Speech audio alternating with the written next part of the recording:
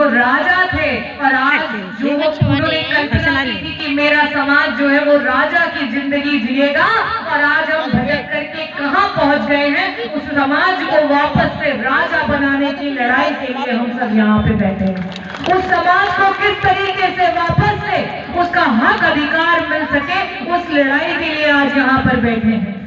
जिन प्रतिनिधियों को आज आप यहाँ मंच पर देख रही हैं, बड़ी मुश्किल बड़ी कठिनाई से ये जनप्रतिनिधि बनते हैं, वो मैं समझ सकती हूँ। वो हर एक प्रतिनिधि समझ सकता है कि जब एक निषाद, एक मल्ला, एक बिंद उस चुनाव को लड़ता है, चाहे वो एक मामूली सा बीडीसी का चुनाव हो, चाहे वो एक प्रधान का चुनाव हो, चाहे वो जिला पंचायत का चुनाव हो, चाहे वो विधायक का चुनाव हो, कितनी परेशानियों से, कितनी दिक्कतों से, पहले तो एक आर्थिक अभाव होता है, दूसरे व्यक्ति के पास इतने बेतहाशा पैसे होते हैं उड़ाने के लिए, और आज हमारा समाज जो है आर्थिक रूप से कमजोर होता चला जा रहा है। दूसरे के पास सारे तंत्र होते हैं, सारी ताकत होती है, सारी गुंडागर्दी होती है, लेकिन हमारा समाज जो है कहीं ना कहीं, क्योंकि हमारे बीच में एकता की कमी कहीं ना कहीं है, और इसकी वजह से हमारा व्यक्ति जब इन चुनाव में जाता है तो अपने आप को असहाय,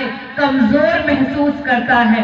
इस कार्यक्रम के माध्यम से मैं आपको ये बताना चाहती हूँ कि असली हुंकार महिलाओं को भरनी पड़ेगी। जिस तरीके से फूलन देवी जी ने हुंकार लिया था मछली शहर की धरती से, हमारी बिंद, मल्ला, निषाद महिलाएं हुंकार भरेंगी, और आपके साथ साथ आपके परिवार के बेटे, आपके परिवार के पुरुष तब आपके साथ कदम से कदम मिला करके चलेंगे।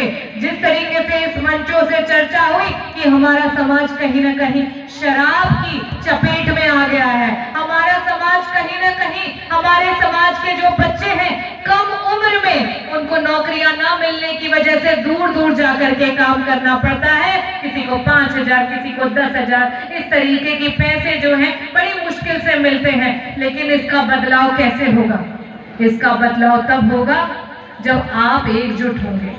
सबसे पहली लड़ाई शिक्षा की लड़ाई है, पहली लड़ाई शिक्षा की लड़ाई है। निषाद राज जी के बाद आपने एक और राजा की कहानी सुनी होगी, मैं नाम लूंगी तो हाथ उठा के बताइएगा कि उनका नाम सुना है कि नहीं सुना है।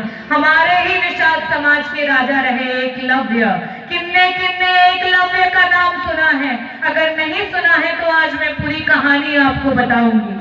निषादों के राजा के बेटे थे एकलव्य। आप सभी ने सुना होगा कहानी कि महाभारत की लड़ाई हुई थी, सुना है कि नहीं सुना है?